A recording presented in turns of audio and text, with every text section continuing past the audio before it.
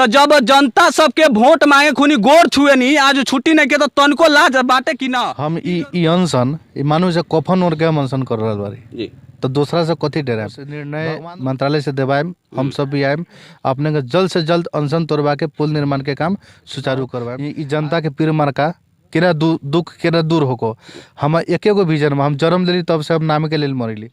नमस्कार दर्शक बिंद अभी अपने देख रहा बानी रेडियो कलैया 101.7 मेगाहर्ट्ज और हम चंदन कुमार। दर्शक बिंद रउआ सबके जानकारी करा देवे चाहम कि अभी के अवस्था में हम 12 जिला छोड़ के रौतहट जिला में आल बानी। रौतहट जिला में एक खातिर आल बानी कि यहाँ पर हर जब भी वर्षा होखेला तब एगो दुर्घटना होखेला। उ दुर्घटना काहे होखेला डेंगी पलटला के वजह से। लेकिन आज जब एगो ऐसा दुर्घटना होके पर अवस्था सृजना भइल बाटे कि एगो जिंदा आदमी अपन मौत से लड़ रहल बाटे। मौत से एक खातिर लड़ रहल बाटे कि एगो पुल नहीं खे बनन। उ रौतहट जिला के गौर नगर पालिका आ ईसनाथ नगर पालिका जोड़े वाला पुल बाटे। लाखों लाख आदमी के जीवन के सवाल बाटे और जीवन के सवाल पर आज तक यहाँ के जितना भी मंत्री विधायक सांसद लोग बानी चू तक नहीं खे बोले। और रउआ सबके ये भी जानकारी करावे के चाहम कि विगत के बहुत दिन से 10 बरस से ई बारे में रउआ समाचार माध्यम सब में सुनले होके कि जे गौर और ईसनाथ नगर पालिका जोड़े वाला पुल बाटे उ पुल बनावे के खातिर जोन कंस्ट्रक्शन यहाँ पर पप्पू कंस्ट्रक्शन ठेका ले रहे उ ठेका लेल कंस्ट्रक्शन के अभी तक नेपाल सरकार एगो चू के कार्रवाई नहीं के कैले। अब काहे कार्रवाई नहीं के कैले उनका में कितना पावर बाटे कि नेपाल सरकार ओकरा पास में झुक जाला।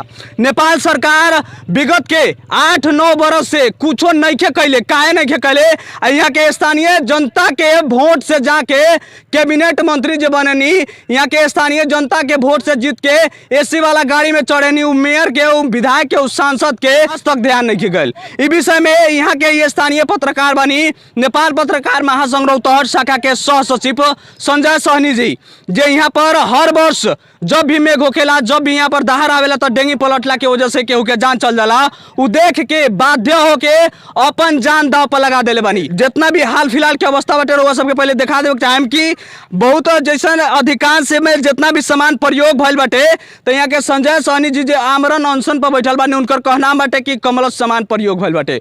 उनकर मांग बाटे कि पुल जितना जल्दी होके उतना जल्दी निर्माण होके के चाहिए। अब निर्माणे खाली होके के चाहिए कि कमल सामान जितना भी प्रयोग भइल बाटे वो कमल सामान हटा के निर्माण होके के चाहिए।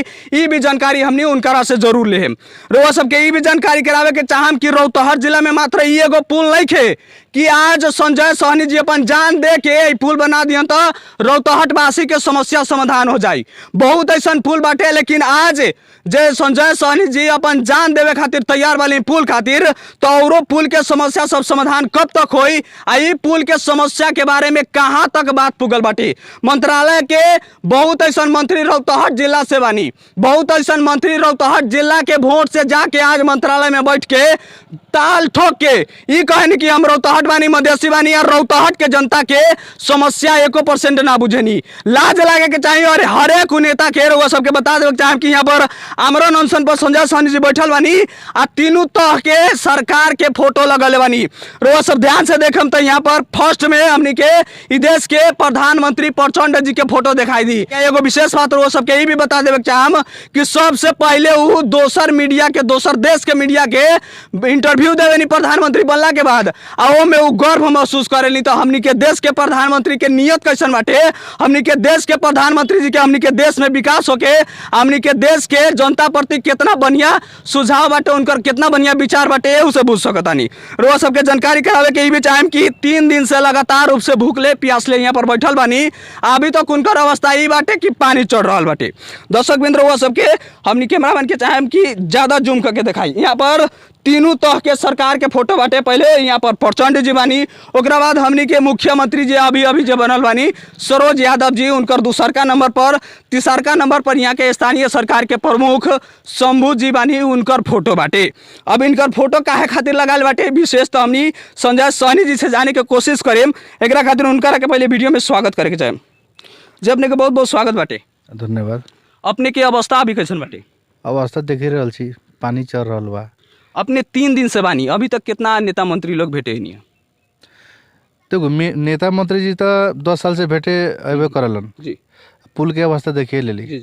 पुल के 10 साल पहले पप्पू कंस्ट्रक्शन नाम के निर्माण कंपनी ठेका लेलक। कमर्शियल सामग्री प्रयोग करके अल्पत्र छोड़ के भागल बा। हाँ, हमनी के एक मांग बा जी ई कमर्शियल सामग्री हटो। जी। हाँ, गुणस्तरहीन जितना सामग्री प्रयोग कैले बा पप्पू कंस्ट्रक्शन, जी। ये हटा के पप्पू कंस्ट्रक्शन के जेल में कोच के पहले छानबीन होको, हाँ, ओकर संपत्ति में भी छानबीन होको। आ देश में जितना टेंडर ले लेबा, जी जितना टेंडर ले लेबा ना, सबके समझौता रद्द होको।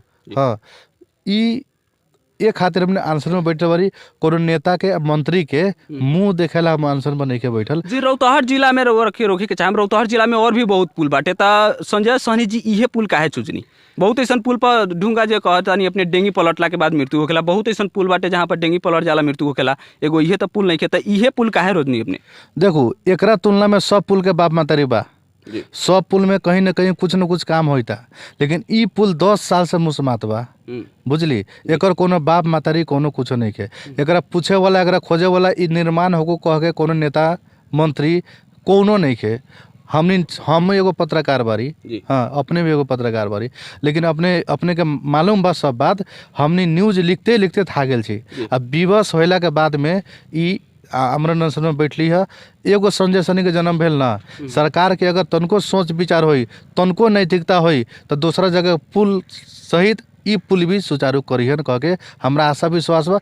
न होई तो जाने देला से होई तो एगो संजय सहनी मोरी ना, दूसर संजय सहनी के जन्म होई, दूसरो जगह के पुल बनी। अब ए से लाज वाला बात कौन होई? अब यहाँ के जनता के वोट से जीत के जाके कैबिनेट में मंत्री बनल बानी, विधायक बनल बानी, सांसद बनल बानी, जिनकरा के गाड़ी में एसी लागल रहेला।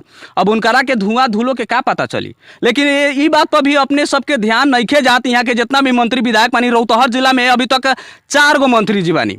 चारों मंत्री जी के साथ हमनी के खबर मिलल अनुसार अभी संजय सहनी जी फोन करके कहनी है कि यहाँ पर आई या समस्या कम से कम बुझली तो उनकरा सबके छुट्टी नहीं घे। तो जब जनता सबके वोट मांगे खुनी गोर छुए नहीं, आज छुट्टी नहीं के तो तनको लाज बाटे कि ना, ई जरूर हम पूछे के चाहेम। अब दोसर हमनी के प्रश्न बाटे स्थानीय जनता के विषय आ रहल बाटे। हम एगो विशेष हम पूछे के चाहेम कि पत्रकार के हम मर्म बुझतानी, अपने एगो पत्रकार बानी, एगो वार्डा अध्यक्ष गलती करता ओकरा विषय में लिख देबे नी समाचार तो सीधे फोन करके कहेला काटवा दे माना तो मरवा दे। तो ई जब सुनते बानी जानते बानी, एकरा बावजूद भी अपने पप्पू कंस्ट्रक्शन जसपा नेता से सपोर्ट बाटे, उनकारा विरुद्ध में ये आमरण अनशन करत नहीं, डर नहीं लागत अपने के? जब न कहले आदमी के, जब हम ई अनशन मानू से कफन ओढ़ के हम अनशन कर रहल बारी, तो दूसरा से कथी डराम? भगवान रूपी जनता हमरा साथ में बा। अभी फोन ऑन आइल कि ना धमकी पर? जनता के जेकरा साथ में आशीर्वाद बा ना, ओकरा केकरो से डर रही? पप्पू कंस्ट्रक्शन ऐसा कितना आई कितना जाई, जेकरा हाथ साथ में जनता रही ना, तो कितना पप्पू कंस्ट्रक्शन मर जाए, दह जाई, हाँ, कितना जेल में कोचा जाई। बात बुझली? तो हमरा का बिगाड़े सके पप्पू कंस्ट्रक्शन? एक मतलब कुछो धमकी अयला से भी डराए वाला नहीं संजय सहनी जी? शेर के बच्चा कहीं डराई जी? अभी के अवस्था में जैसे कि जितना ज़्यादा मेयर सब आ रहल बानी, पालिका अध्यक्ष जी आ रहल बानी, फोटो खिंचा रहल बानी, जाके पोस्ट कर रहल बानी कि फुल सपोर्ट बाटे हमर, उनकरा सबसे कितना सपोर्ट मिल रहल बाटे? उनकर खुदे नगर पालिका में नाला सही से निर्माण होकेला ना, शिक्षा अवस्था परिवर्तन बाटे, तो उनकरा सबसे अभी कैसन अपने के अति मिल रहल बाटे सपोर्ट? देखो काल भी आयरस यहाँ के मेयर साहब, गौर नगर पालिका के मेयर साहब, हाँ, उनकरा से भी आश्वासन मिलल, हाँ, से अपने के एगो ठोस निर्णय मंत्रालय से देवाएम। हम सब भी आएम, अपने के जल्द से जल्द अनशन तोड़वा के पुल निर्माण के काम सुचारू करवाएम। आज भी आ रहा ना ई विषय पर, जोन विषय हम उठान कैले छी, ये पुल के मुद्दा लेके हमरे सपोर्ट में आ रहा ना स्नाथ नगर पालिका के पूर्व मेयर संतोष मेहता, और कल आ रही अपने के यहाँ के मेयर कौशल्या देवी, उप मेयर परवेज आलम जी। तो हम जोन मुद्दा उठैले छी, हमर मुद्दा में बुलंद आवाज कह के सब साथ दे रहल बा, ओकरा तम स्वागत, हाँ, स्वागत योग्य कदम ठानम। अभी तक तो हमारा विश्वास बा स्थानीय सरकार हमरा ई जोन मुद्दा बा कंधा में कंधा मिला के साथ दे रहल बा, और इनका सब विश्वास बा। अब देखू भविष्य में का होता जी। अभी के अवस्था बाटे कि जे पुल अपने कह रहल बानी कि निर्माण होके के चाहिए, अभी के अभी ई पुल के जे ठेका रहे ठेका रद्द कल गेल बाटे, आ फेरू से ठेका प्रक्रिया खातिर शुरू हो रहल बाटे, ई विषय में अपने के कितना पता बाटे? देखो ई आश्वासन बा कि ई आश्वासन झूठ फरेब से हमरा उतना, हाँ, हमनी विश्वास न हो सकम से ठेका हो या हई हो या हाउ हो। बात बुझली? जब तक यहाँ एगो मंत्रालय के टोली, हाँ, और प्रदेश के टोली, स्थानीय सरकार के टोली, हाँ, प्लस प्रशासनिक इकाई के टोली, हाँ, जब तक एगो लिखित समझौता न करी, हाँ से यथाशीघ्र कहे के मतलब महीना ना, महीना तो हमनी के मतलब ही नहीं है। हाँ अभी के अभी हाँ 5-7 दिन समय दे सकेली हमनी सब जनता सब। हाँ 5-7 दिन समय दे देब। हाँ लेकिन अभी आवे के पड़ल, काम सुचारू होए के पड़ल, बस इतने मांग बा जी। अभी के अवस्था में बहुत ऐसा जनता के मन में ई भी विचार बाटे आ बहुत जनता कह रहल बानी कि ई जे पुल बाटे, ई पुल के विषय में हमनी के जितना भी राष्ट्रीय मीडिया बानी बहुत पहले से विषय में समाचार संप्रेषण करत आ रहल बानी। आपने के आमरण अनशन के समाचार उहे मीडिया सब में जा रहल बाटे। अभी तक देखा जाए तो गोरखापत्र में नहीं आयल, कांतीपुर में नहीं आयल, आ कांतीपुर में पहले भी ना आए रहे, गोरखापत्र में पहले भी ना आए रहे। तो पहले भी ना कुछ भइल रहे तो संजय सहनी जी के आमरण अनशन वाला उहे खबर उहे मीडिया सब में चलला के बाद अब कुछ सरकार पर प्रभाव पड़ी, कितना विश्वास बाटे? देखो ऐसा कोनो बात ना, मगर राष्ट्रीय मीडिया हमारा साथ में न बा, राष्ट्रीय मीडिया हमारा साथ में बा। यहाँ के रिपोर्टर जे बानी कांतीपुर के रिपोर्टर बानी शिवपुरी दाई, अभी राजधानी केंद्रित बानी कोनो अपना घराइसी काम काज से, उनकर ई आश्वासन मिलल है बिहान आके हम पत्र पत्रिका में देम देखाएम कह के। कांतीपुर टेलीविजन के यहाँ के जो संवाददाता बानी अपने के यहाँ के रमेश ठाकुर जी बारा जिला के बानी। हाँ यहाँ के जिला संवाददाता बाहर बानी अभी अथी राजधानी। हाँ लेकिन उनकारा फोन कैला पर आयल थू ना। हाँ वो घींच के ले गए ना, जनता के समस्या बुझ के ले गए ना, हमारा विश्वास पर से बिहान प्रशासन करवैहन। और गोरखापत्र सहित के ऑनलाइन में न्यूज आज सवेरे से आवे के चालू हो गए बा। हाँ तो राष्ट्रीय मीडिया पर चाहे यहाँ के संपूर्ण मीडिया पर, हाँ संपूर्ण FM के मीडिया हो को, हाँ चाहे सामाजिक संजाल के हमने के सब पर जितना भी मीडिया बा ना, सामाजिक संजाल हो को, FM हो, TV हो, हाँ टिकटॉक हो, यूट्यूब हो, हाँ इंस्टाग्राम हो, रील हो, सब के हमारा समर्थन बा और आगे भी दिन में भी समर्थन मिली कह के हमारा आशा पूर्ण विश्वास है जी। हमने कुछ देर पहले बाहर सुननी है 2-3 गो लोग कहत रहनी कि संजय सहनी जी तो फोन करनी है मंत्री जी लोग के, लेकिन फोने ना रिसीव करता नहीं, या केहू रिसीव करता नहीं तो बिजी बनी, बताओ तनी कह। तो अभी तक अपने के केहू फोन आयल है कि ना मंत्रालय से, या मंत्री जी लोग फोन करनी है कि ना कि आमरण अनशन तोड़ दी हमनी सब काम करें कह के? देखो हम फोन अपना से शौक से न कैली है, बुझली, किनको का नाम लगा से हमन नेता अपने की याद करते लगा, तो हम एगो जानकारी खातिर फोन कैली है, बुझली। हमरा केकरो चेहरा देखला से हाँ ये लोग बोलावे के हमरा केकरो शौक न बा। हमने तो वोट दे के उनकरा बैठा दिली ना, उनकरा अगर फर्ज बनता, उनकरा अगर तनको मन में चाहे आँख में होई से नहीं एगो आदमी के, हाँ सीधे कहना लाज तनको होके तो जरूर आई। अब वो तो अपने सब जनता सब कही, हम केना कही, हम तो एगो मौत से खेल रहल बानी।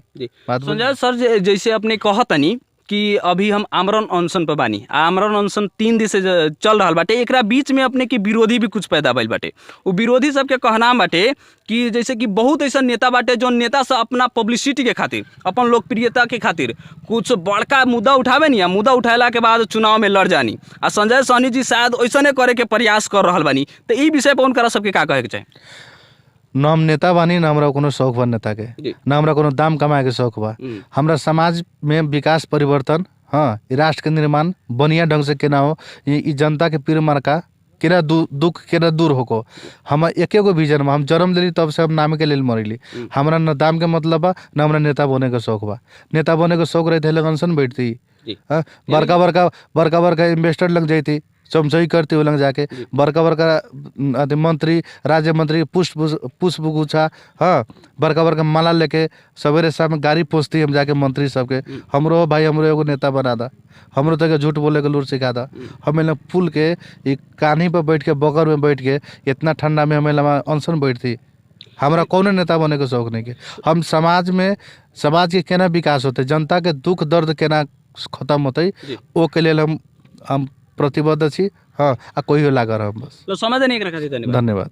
दर्शक बिंद रउआ सबके जानकारी करा देवे चाहम कि 3 दिन के समय एगो बड़का समय होखेला। भूखले पियासले रहला के बाद एक दिन घर में रउआ पबनी देखत हो कि केहू महिला सहेला केहू पुरुष सहेला, एक दिन पबनी सहेला तो ओकर देह के हालत कैसन होखेला। यहाँ पर 3 दिन से पड़ल बनी, आ कितना दिन तक पड़ल रहियन ये अभी तक अंदाजा नहीं खे। यहाँ के जितना भी विधायक मंत्री नेता लोग जीतल बानी तनको सा लाज होके, लाज तनको होके, एक बार ना 50 बार कहता नहीं तनको सा लाज होके तो यहाँ पर आई आ जितना जल्दी हो सके पप्पू कंस्ट्रक्शन के कार्रवाई करावे के प्रक्रिया शुरू करी, आई पुल निर्माण करी। आगे के वीडियो में मिले के वादा करत आज के वीडियो से हम चंदन कुमार विदा लेवे के चाहेम। नमस्कार, जय नेपाल।